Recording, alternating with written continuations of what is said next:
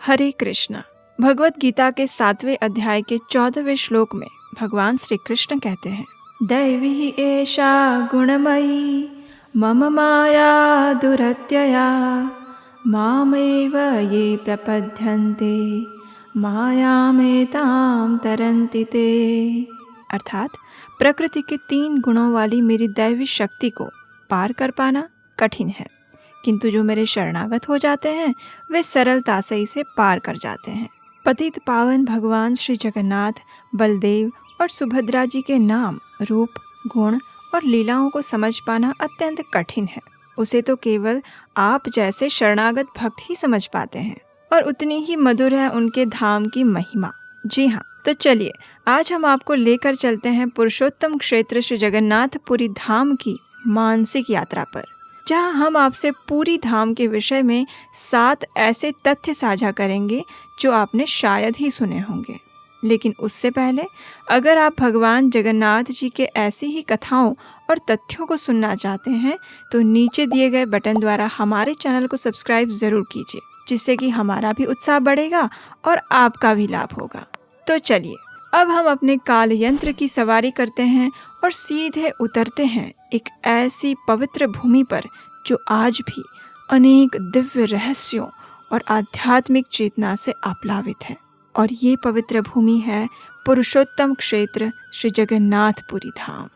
वैष्णवों के लिए 4 धाम सबसे महत्वपूर्ण हैं, और ये धाम है बद्रीनाथ धाम, जगन्नाथपुरी धाम, द्वारिका धाम और रामेश्वर धाम।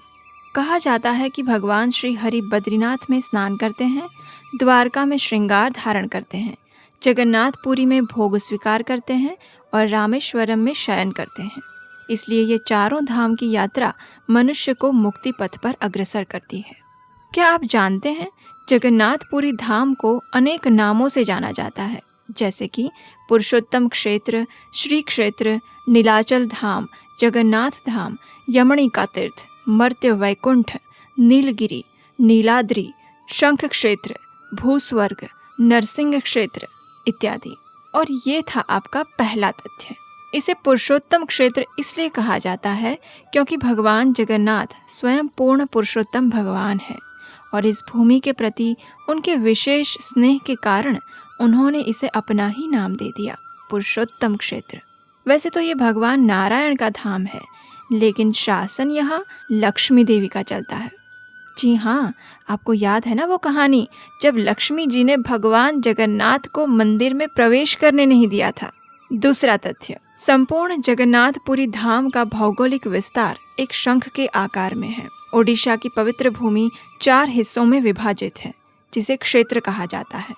इन क्षेत्रों के नाम भगवान श्री विष्णु के 4 चिन्हों के ऊपर से दिए गए हैं, जैसे कि पूरी धाम को शंख क्षेत्र कहा जाता है, भुवनेश्वर को चक्र क्षेत्र कहा जाता है, जजपुरा गदा क्षेत्र है और कोणार्क पद्म क्षेत्र के रूप में जाना जाता है। जगन्नाथपुरी का आकार शंख जैसा होने के कारण इस स्थान को शंख क्षेत्र भी कहा जाता है।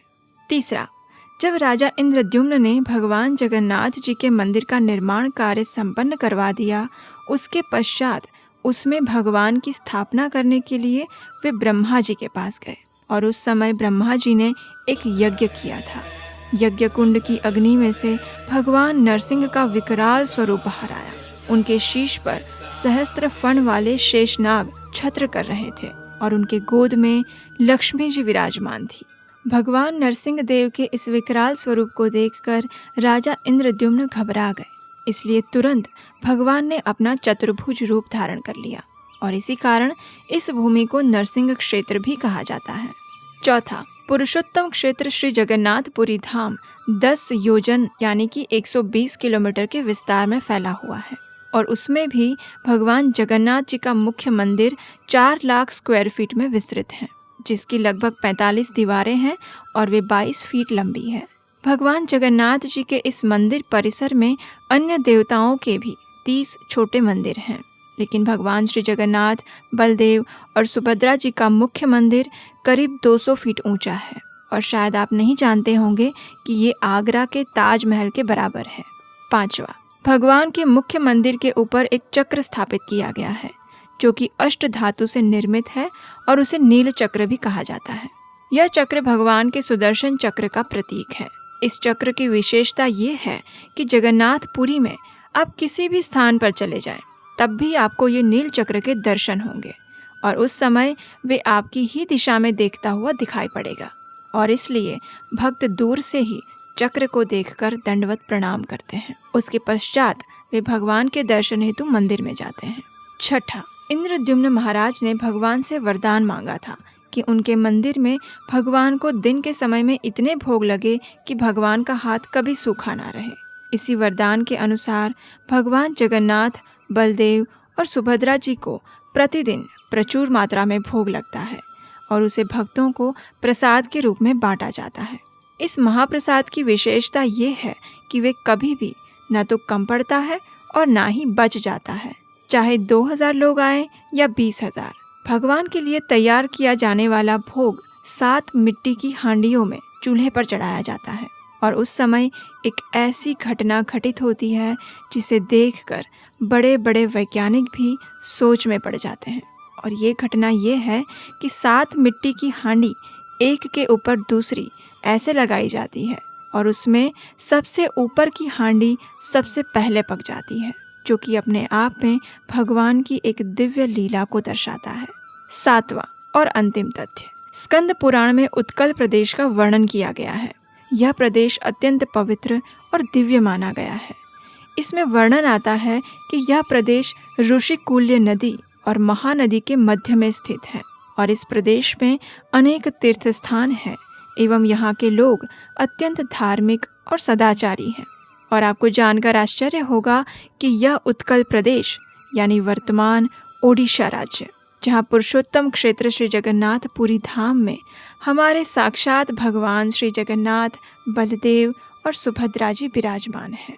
तो चलिए भगवान श्री जगन्नाथ, बलदेव और सुभद्रा जी के चरणों में दंडवत प्रणाम करते हुए और उनके धाम का महिमा मंडन करते हुए हम अपनी इस मानसिक यात्रा को विराम देते हैं और गुनगुनाते हैं भगवान जगन्नाथ जी के गुणों का गान।